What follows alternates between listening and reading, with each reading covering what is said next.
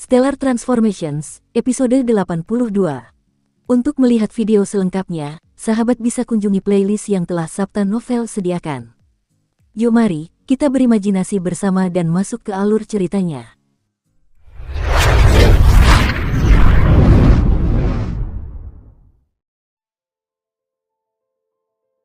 Di suatu pegunungan bawah laut milik Gua Naga Air Hitam di bawah Menara Bintang. Tak seorang pun tahu bahwa pegunungan bawah laut ini adalah markas Dinai saat ini, satu-satunya penguasa Aula 9 Iblis yang beruntung selamat.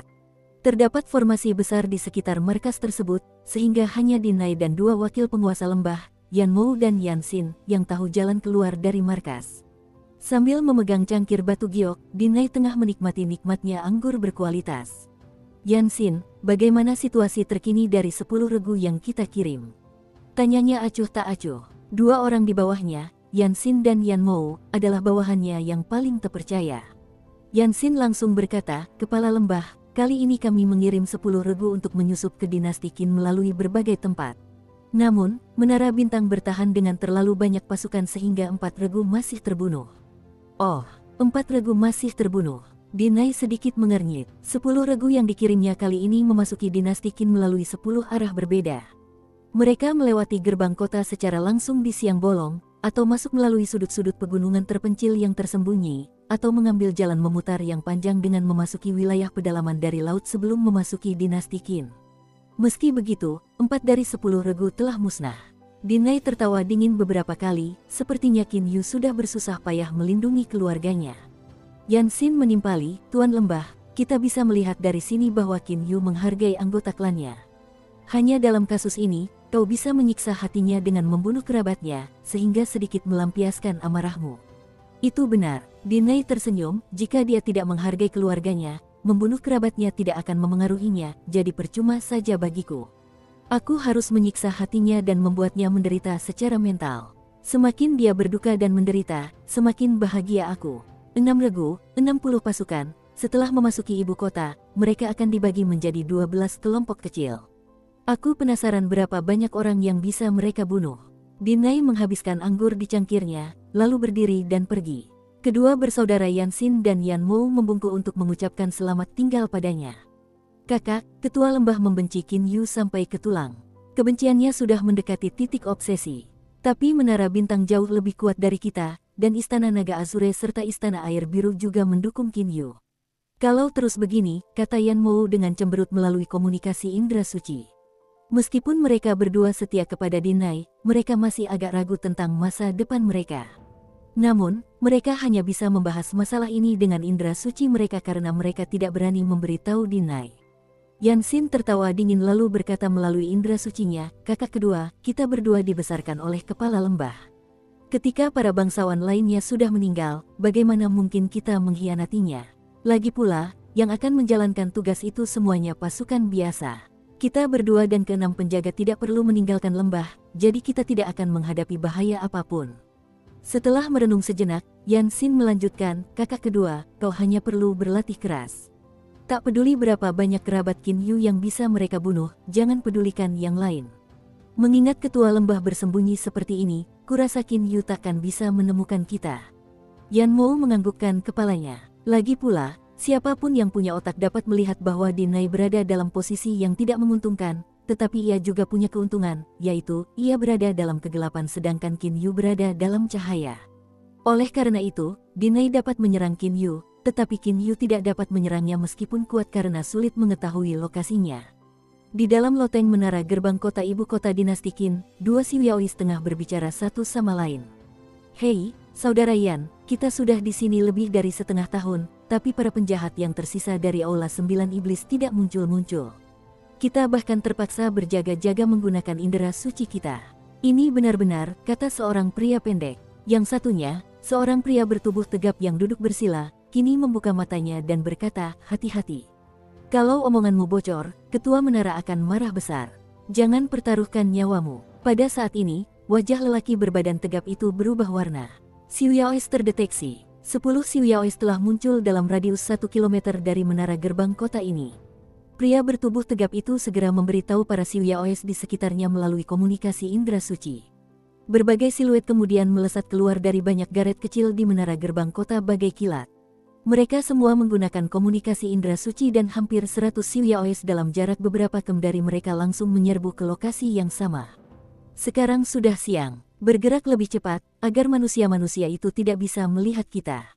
Pemimpin pasukan beranggotakan 100 orang itu segera berteriak kepada bawahannya menggunakan indera sucinya, 100 pasukan itu langsung mencapai kecepatan tertinggi mereka. Mereka bergerak bagai angin kencang dan dalam sekejap mata mereka telah menempuh jarak 100 meter. Dengan kecepatan seperti itu, hanya beberapa ahli Xiantian yang bisa melihatnya, tetapi ada berapa banyak ahli Xiantian di seluruh benua Qianlong. Dan berapa banyak ahli Xiantian yang ada dalam jarak sedekat itu. Puff, darah berceceran, bang, dagingnya tercabik-cabik dengan hebat. Kalian membunuh orang yang salah. Aku penjaga menara bintang. Seorang anggota kelompok beranggotakan 5 orang yang diserang, seorang pria kurus berambut hijau, berkata kepada para Siuyaois yang menyerang melalui komunikasi indera suci tanpa penundaan. Ketika para Siuyaois saling membunuh, mereka pada dasarnya tidak punya waktu untuk berbicara dengan mulut mereka dan karena itu hanya bisa berkomunikasi melalui indera suci mereka. Salah orang, penjaga menara stelar, pemimpin regu itu berdiri di depan Siuyaois berambut hijau, yang beruntung masih hidup, dan berkata sambil tertawa dingin. 4 dari 5 Siuyaois aneh telah terbunuh seketika dan ini adalah satu-satunya yang tersisa. Tuan, saya benar-benar anggota menara stelar. Kalau tidak percaya, silakan lihat kartu identitas giok saya. Siuyaois berambut hijau itu buru-buru berkata dengan ketakutan. Pemimpin regu berkata sambil tertawa dingin, kartu identitas giokmu memang milik menara bintang. Tapi, kepala menara sudah lama memerintahkan agar semua Siuyaois yang memasuki dinasti Qin dibunuh. Aku, si Siuyao berambut hijau masih ingin membantah. Ada sedikit ejekan dan geli di wajah pemimpin regu, bocah, berhenti berbohong. Biar ku beritahu sesuatu. Kepala menara sudah memberitahu manajer Zhuang Zong bahwa bahkan pasukan menara bintang pun tidak diizinkan memasuki dinasti Qin. Siuyaois berambut hijau itu menggerakkan matanya membentuk lingkaran dan berkata, Tuan, saya salah satu dari 10.000 Siuyaois yang datang ke sini pada awalnya. Saya diutus untuk menjaga perbatasan dinasti Qin. Oh, pemimpin regu tercengang. Ini adalah suatu kemungkinan. 5.000 Siuyaois memang menjaga berbagai tempat di perbatasan dinasti Qin. Bukankah kepala menara sudah memberi perintah? Kenapa kalian pergi tanpa izin? Tanya pemimpin regu ragu-ragu. Ia belum melonggarkan kewaspadaannya. Siuyaois berambut hijau gembira melihat adanya harapan. Yah, Tuan, para Siuyaois yang baru saja Anda bunuh itu bersama saya. Anda membunuh target yang salah. Mereka adalah rekan-rekan kami, kata Siuyaois berambut hijau itu dengan sedih. Ah, pemimpin regu itu tampak benar-benar tercengang. Pada saat ini, Siuyaois berambut hijau telah menemukan cara untuk melarikan diri, namun... Puff, sebilah pedang tajam menembus perutnya. Siuyaois berambut hijau itu menatap pemimpin regu di hadapannya dengan mata melotot dan berkata tak percaya, kenapa kau? Saudaraku, kau benar-benar pintar. Sayangnya, kepala menara sudah memperhitungkan kelemahan sederhana ini. Kartu identitas giok kami, 10.000 penjaga, sudah diubah. Jadi, begitu kami merasakan kehadiranmu, kami tahu bahwa kau bukan salah satu dari kami. Pemimpin regu tersenyum lebar. Lalu kenapa kau masih banyak bicara denganku? Karena bagian vital tubuhnya tertusuk, Siuyaois berambut hijau, yang baru mencapai tahap jindan, terluka parah. Namun, ia masih ingin tahu jawabannya. Pemimpin regu berkata dengan sungguh-sungguh, nah, ini karena kau belum muncul sampai sekarang. Kami sudah menunggu di sini lebih dari setengah tahun tanpa melihat apapun. Kami bosan, jadi wajar saja kami ingin bermain-main denganmu sebentar. Haha, hampir 100 Siuyaois itu tertawa terbahak-bahak. Beberapa manusia di sekitar menjadi ragu mengapa sekelompok pria itu tertawa. Namun, karena mereka berotot, tidak ada yang berani mendekati mereka. Saudara-saudara, bersihkan dan pergi.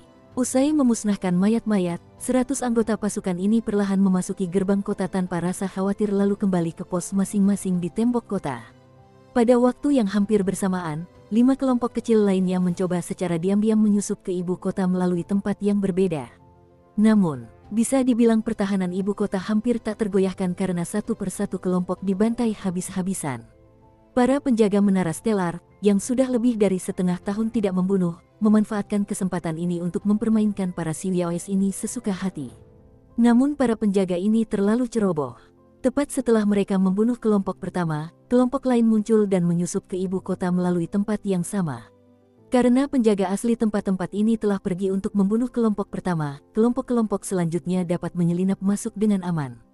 Jika penjaga menara bintang bersikap waspada dan terus mengawasi dengan indera suci mereka, kemungkinan besar mereka akan mendeteksi kelompok kedua yang beranggotakan 5 orang. Namun jelas tidak banyak penjaga yang waspada. Di antara 12 kelompok kecil yang beranggotakan 5 orang, 5 kelompok berhasil memasuki ibu kota dengan metode ini. Sedangkan untuk masuk lewat udara, cara ini tidak bisa dilakukan karena wilayah udara ibu kota sudah ditutup dengan mantra pembatasan dan seekor burung pun tidak bisa bermimpi untuk terbang masuk. Ibu kota, rumah Pangeran Yu. Qin Yu duduk di kursi. Yan Rui dan Liang Tan berdiri di depannya.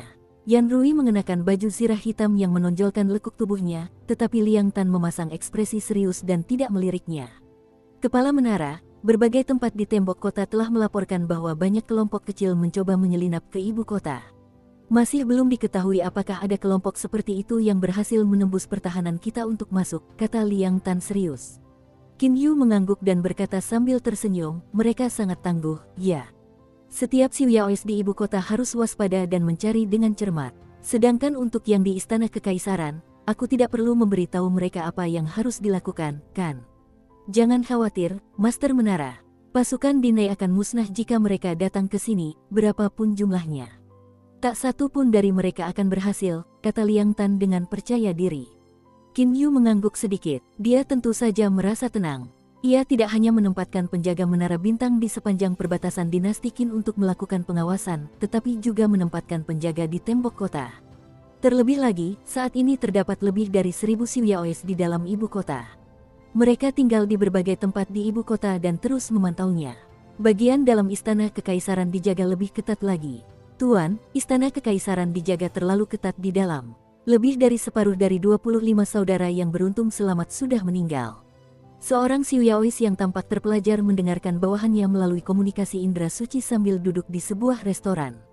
Ia kemudian memberi perintah, ubah target, serang anggota keluarga kerajaan dan pejabat penting di ibu kota. Bunuh sebanyak mungkin. Ya, sang sarjana menyeruput tehnya dan mendesah. Kepala lembah benar-benar menyuruh kita mencari kematian kita sendiri dengan misi ini. Senyum paksa muncul di wajahnya. Namun, ia dan yang lainnya tidak berani menolak karena, jika mereka tidak patuh, Dinei akan membuat mereka menderita nasib yang lebih buruk daripada kematian, alih-alih membunuh mereka. Tiba-tiba, saudaraku, berani sekali kau menerobos masuk ke ibu kota dinasti Qin. Seorang remaja berjalan mendekati cendekiawan itu. Wajah sang cendekiawan berubah drastis. Ia tiba-tiba tak mampu memahami tingkat kekuatan pemuda di hadapannya. Anak jin dan tahap akhir sepertimu berani menerobos masuk ke ibu kota. Kau pasti ingin mati. Saat kalimat ini sampai di telinga sang cendekiawan, pemuda itu juga tiba di sisinya. Namun, sang cendekiawan tetap tak bergerak. Ini karena dia sudah mati. Remaja ini tak lain adalah salah satu dari 10 pemimpin kompi dari 10.000 penjaga menara stelar. Mengaum, teriakan mengerikan terdengar, diikuti serangkaian ledakan. Lebih dari separuh rumah besar menteri perang telah hancur. Set, set, set, set, set. Dalam sekejap, 10 siluet muncul bersamaan di kediaman menteri perang. Ekspresi mereka sangat tidak sedap dipandang. Setiap pejabat tinggi penting dilindungi oleh 3 Xiuyaois, tetapi Xiuyaois yang baru saja menyerang ternyata seekor gurita. Ketika diserang, ia berubah menjadi wujud aslinya yang besar dan menghancurkan dirinya sendiri karena putus asa dan marah, menewaskan lebih dari separuh keluarga menteri perang di tempat, termasuk menteri perang. Tuan. Ketiga pengawal yang bertugas melindungi menteri perang itu gemetar ketakutan saat ini. Ayah, seorang pria bertubuh besar berwajah sedingin es menamparkan wajah salah satu dari mereka dengan kasar, lalu berkata dengan dingin, kalian bertiga bahkan tak sanggup menghadapi musuh. Kalau saja kalian bertahan sebentar, kami pasti sudah tiba tepat waktu. Tapi, kalian bahkan tak sanggup bertahan sebentar saja. Bersiaplah untuk dihukum oleh Tower Master. Tunggu, bagaimana mereka bisa bertahan sementara musuh menghancurkan dirinya sendiri? Ketiga Xiuyaois ini merasa sangat dirugikan. Sementara itu, serangan dilancarkan di berbagai tempat di ibu kota. Lebih dari separuh dari 25 Xiuyaois yang berhasil memasuki ibu kota tewas di istana kekaisaran, tetapi mereka masih berhasil membunuh puluhan kasim, puluhan dayang, dan seorang selir kekaisaran di istana. Hampir 10 Xiuyaois yang tersisa juga berhasil membunuh beberapa pejabat penting dan beberapa ratus orang biasa. Melihat hasilnya, Qin Yu memiliki ekspresi yang agak tidak sedap dipandang. Ketua menara, penjaga kita juga berada di tahap Jindan, jadi meskipun jumlah mereka lebih banyak, mereka tidak bisa membunuh musuh dalam sekali serang. Karena mereka tidak bisa membunuh musuh dalam sekali serang, musuh bisa membunuh banyak manusia hanya dengan memancarkan energi mereka. Manusia memang terlalu lemah, kata Yan Rui frustrasi. Qin Yu memaksakan senyum. Memang, ketika para Xiuyaois saling bertarung, meskipun pasukannya lebih banyak daripada musuh, energi yang dipancarkan dalam pertempuran itu sendiri dapat membunuh manusia. Dengan demikian, seorang selir kekaisaran, beberapa pejabat penting, dan bahkan lebih dari 100 kasim, dayang-dayang, dan rakyat jelata terbunuh kali ini. Dukung terus channel YouTube Sabta Novel. Tingkatkan pengawasan di tembok kota. Aku tak pernah menyangka begitu banyak Xiuyaois bisa menyelinap masuk. Mulai sekarang, tingkatkan jumlah penjaga. Solusi terbaik adalah mencegah musuh memasuki ibu kota. Qin Yu segera memberi perintah. Meninggalnya seorang menteri dan beberapa pejabat penting lainnya sungguh merupakan pukulan berat bagi dinasti Qin dan rakyatnya. Namun, Dinai menggunakan gelombang serangan ini hanya untuk menguji keadaan. Serangannya yang sesungguhnya dan kejam masih akan datang. Kepala lembah, kabar terbaru yang kuterima menyebutkan 25 pasukan berhasil memasuki ibu kota. Saat menyerang istana kekaisaran, salah satu dari mereka bunuh diri karena putus asa, menewaskan beberapa bangsawan. Seharusnya itu permaisuri atau selir kekaisaran dari dinasti Qin. Yan Xin melapor dengan hormat. Mata Dinai langsung berbinar. Benar-benar, Dinai bertanya lagi. Yan Xin mengangguk dan berkata, Tuan Lembah, menurut berita, para dayang di istana kekaisaran memanggil wanita itu Nyonya. Jadi, dia bisa jadi permaisuri atau selir kekaisaran. Baiklah, apa yang terjadi selanjutnya? Wajah Dinai dipenuhi dengan kegembiraan. Yan Xin terkejut, tetapi Yan Mou berkata, Tuan Lembah, ini berita terakhir. Setelah mengirimkan berita ini, pemimpin regu itu terbunuh, tetapi para Xiuyaois yang tersisa seharusnya menyerang para pejabat penting dan beberapa bangsawan yang tinggal di luar istana kekaisaran di ibu kota sesuai rencana. Manusia fana sangat rapuh sehingga Xiuyaois manapun dapat membunuh mereka dengan mengirimkan energinya secara acak. Dinasti Qin pasti telah menderita kerugian yang cukup besar. Sangat bagus. Dinai berdiri sambil tertawa, namun, dilihat dari pertempuran kali ini, kita bisa melihat bahwa dinasti Qin memiliki pertahanan yang sangat ketat. Setelah menderita kerugian besar, mereka pasti akan meningkatkan pertahanannya lagi. Mungkin akan sangat sulit untuk menyelinap masuk tanpa terdeteksi oleh pengawasan di tembok ibu kota. Yan Xin berkata dengan cemberut, lalu apa yang harus kita lakukan, Tuan Lembah? Yan Xin, setelah mempertimbangkan cukup lama, aku telah menemukan solusi yang hebat melawan manusia dengan manusia. Dinai tersenyum lebar. Yan Xin dan Yan Mou terkejut. Mereka mengawasi para Xiuyaois, tapi bagaimana mereka bisa bertahan melawan manusia? Jika kita bisa mengendalikan dan memerintahkan sekelompok manusia untuk menyerang dinasti Qin, kita pasti bisa mengejutkan mereka. Ini mungkin akan menghasilkan hasil yang lebih baik daripada menyerang dengan para Xiuyaois, kata Dinai dengan percaya diri. Mata Yan Xin dan Yan Mou langsung berbinar. Menurut intelijen yang dikumpulkan di dinasti Qin, benua Qianlong memiliki organisasi pembunuh dan juga organisasi mata-mata, kata Dinai sambil tersenyum. Dan mutiara dan batu akik, yang tak berharga bagi kita di dasar lautan, justru paling dicintai oleh manusia. Tuan Lembah, maksudmu, Yan Xin juga sudah mengetahuinya. Kau lumayan. Pertama, kita akan membuat organisasi-organisasi pembunuh itu beraksi dengan uang dan permata, kata Dinai perlahan. Namun, menurut intelijen, jangkauan misi pembunuhan yang mereka terima terbatas. Mereka tidak akan berani membunuh para pangeran dinasti Qin. Karena itu, selain itu, kita harus membentuk organisasi pembunuh kita sendiri. Kita akan membangunnya sendiri, tanya Yan Xin ragu. Dinai mengangguk dan berkata, benar. Kita akan mengirim beberapa puluh Xiuyaois ke dinasti Ming dan dinasti Han. Mereka akan menunjukkan kekuatan mereka di depan beberapa ahli Xiantian untuk membujuk para ahli ini bergabung dengan organisasi kita. Pada saat yang sama, kami akan memamerkan kekuatan Xiuyaois kepada beberapa klan besar untuk mendapatkan dukungan mereka dan bahkan mengendalikan pengaruh beberapa klan besar. Mata Dinai berbinar-binar. Dengan dinasti Ming dan dinasti Han sebagai basisnya, kita akan membentuk organisasi pembunuh bernama Spectre. Prioritas utamanya adalah membunuh anggota klan kerajaan dinasti Qin. Tatapannya dipenuhi rasa dingin yang ekstrim. Dia telah memutuskan bahwa tujuan utamanya adalah membunuh anggota klan kerajaan. Dia tidak pernah menyangka bahwa manusia fana itu akan mampu membunuh Qin Yu. Kau sungguh brilian, Tuan Lembah. Yan Xin dan Yan Mou berlutut dan berkata dengan gembira. Setelah mendengarkan rencana pertarungan manusia dengan manusia ini, mereka merasa rencana itu sangat memungkinkan karena meskipun para penjaga Xiu Yaois dapat memantau Xiu Yaois lain menggunakan indera suci, manusia tidak dapat diawasi dengan cara yang sama. Organisasi pembunuh spektre, Dinai tertawa dingin dalam hatinya, Qin Yu, aku akan memberitahu klanmu bagaimana rasanya dihantui oleh seorang spektre. Di dalam dinasti Ming, Yu Wensang, seorang ahli terkemuka dari dinasti Ming, sedang menunggang kuda di jalan utama. Hari sudah gelap, tetapi ia masih berjalan perlahan. Berhenti, teriakan dingin terdengar. Siapa? Wajah Yu Wensang berubah warna. Tiba-tiba ia tidak bisa merasakan keberadaan si peneriakan. Aku di belakangmu. Suara sedingin es itu terdengar lagi. Yu Wensang turun dari kuda dan berbalik. Gerakannya sangat halus. Ia tidak melakukan tindakan provokatif karena ia mengerti bahwa jika seseorang yang bisa muncul di belakangnya tanpa terdeteksi ingin membunuhnya, ia pasti sudah mati. Anda, wajah Yu Wensang berubah warna drastis karena lelaki di hadapannya tiba-tiba berdiri di udara. Menurut legenda, hanya Sang Xian yang dapat berdiri di udara tanpa bantuan siapapun atau alat apapun. Kau seorang Sang Xian, tanyanya tak percaya. Ya, pria tegap berbaju biru ini langsung mengakui. Sebenarnya, pria besar berbaju biru ini hanyalah seorang Xiu Yao. Kulihat kau cukup berbakat dan sudah menjadi ahli Xiantian, jadi aku ingin menjadikanmu muridku.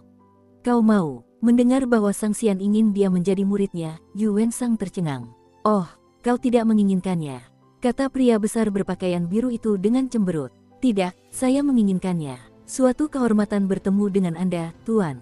Yu Wensang langsung berlutut dan berkata, seorang Sang Xian, sungguh, ini adalah makhluk tertinggi. Banyak seniman bela diri hanya bisa bermimpi menjadi murid Sang Xian, jadi bagaimana mungkin Yu Wensang menolak ketika sekarang seorang Sang Xian ingin menjadikannya muridnya?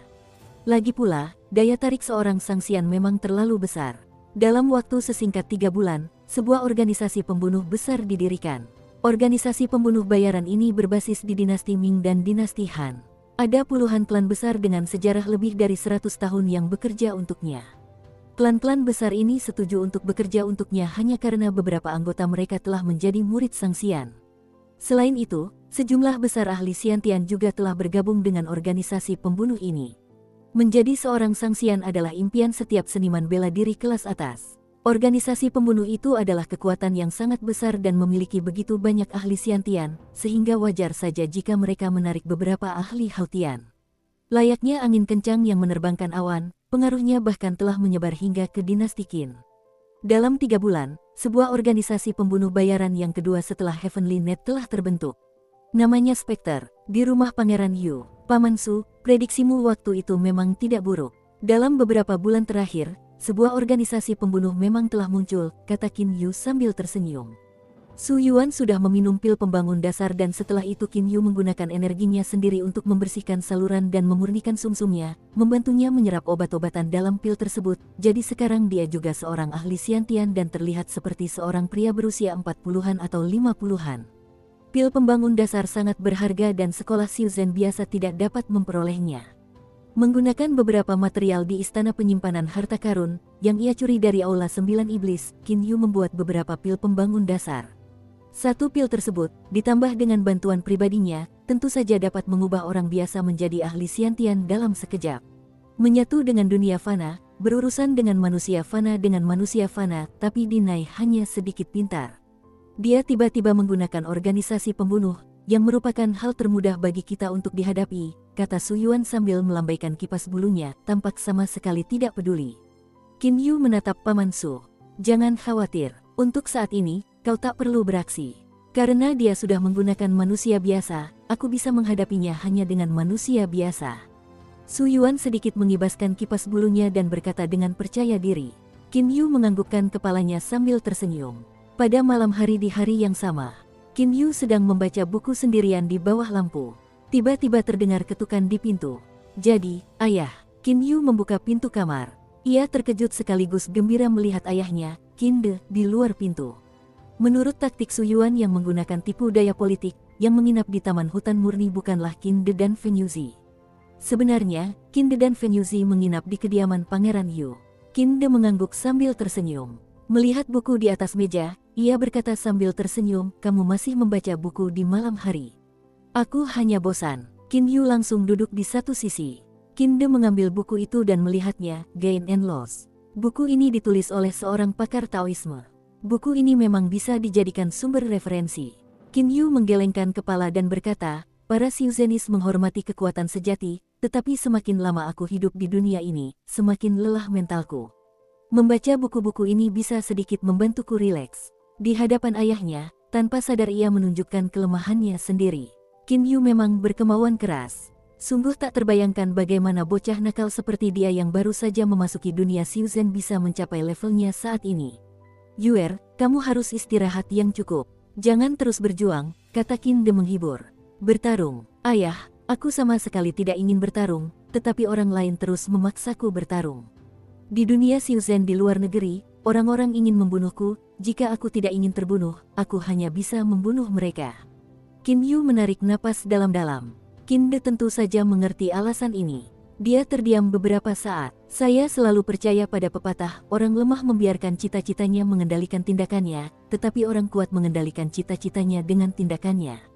Ekspresinya berubah tegas. Saat aku sedih dan kesakitan, aku akan bernyanyi dengan lantang. Saat aku takut, aku akan maju dengan berani. Saat kemampuanku tak sebanding dengan keinginanku, aku akan mengingat kesuksesan masa lalu untuk mengumpulkan keberanian mencoba lagi. Aku pasti tak akan membiarkan cita-citaku mengendalikan tindakanku, kalau tidak, aku mungkin akan segera terbunuh. Mata Qin Yu berbinar-binar. Di dunia bawah laut Xiuyao, awalnya aku tidak ingin membunuh, tetapi kemudian aku tahu bahwa jika aku berhati lembut, aku pasti tidak akan bisa mengendalikan bawahanku dan mereka akan berbalik melawanku. Jadi, aku tidak punya pilihan selain menjadi ulet dan dingin. Saat itu aku sedang diburu. Saat aku berlari menyelamatkan diri sendirian, saat aku merasa kesepian, saat aku merasa lemah, aku hanya bisa mengenang hari-hari bahagia di masa lalu dan saat-saat aku bersama kalian dan saudara-saudaraku untuk kembali menguatkan diriku agar terus berlari menyelamatkan diri. Aku percaya suatu hari nanti aku bisa membebaskan diri.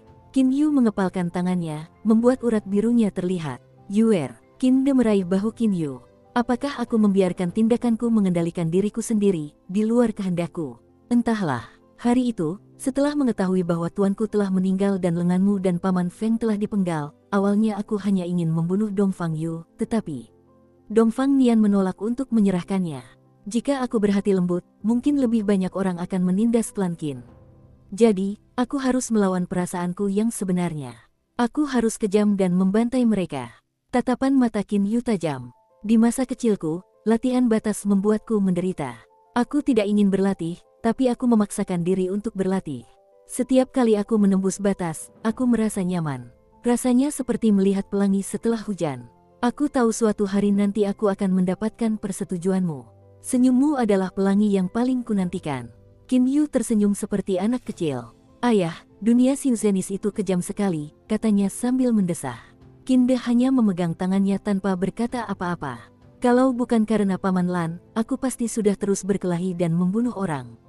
Kalau tidak, aku takkan bisa membalas dendam meskipun keluargaku dihina, bisik Qin Yu. Ia merasa sangat berterima kasih kepada Paman Lan. Berkat Paman Lan, dia bisa sedikit bersantai dan bertindak sesuai dengan perasaannya yang sebenarnya. Ini adalah dunia yang kuat. Jika Qin Yu bukan yang terkuat, dia hanya bisa bertindak melawan keinginannya sendiri. Aku tak ingin membunuh, bersikap dingin, kejam, dan haus darah, tapi tak ada yang bisa kulakukan. Setiap kali sendirian, hatiku terasa sakit. Namun, meskipun berat untuk ditanggung, aku harus bersikap tenang di luar atau memasang wajah tersenyum karena akulah penguasa menara. Aku tak boleh kehilangan keberanian, takut, atau lemah. Aku harus tampil tegas, dingin, dan tanpa ampun. Qin Yu menatap ayahnya dan tertawa pelan. Namun kemudian ia berkata seolah terisak, "Ayah, tahukah ayah bagaimana rasanya?" "Aku tahu, Yuer, aku tahu." Hati Qin De juga terasa sakit.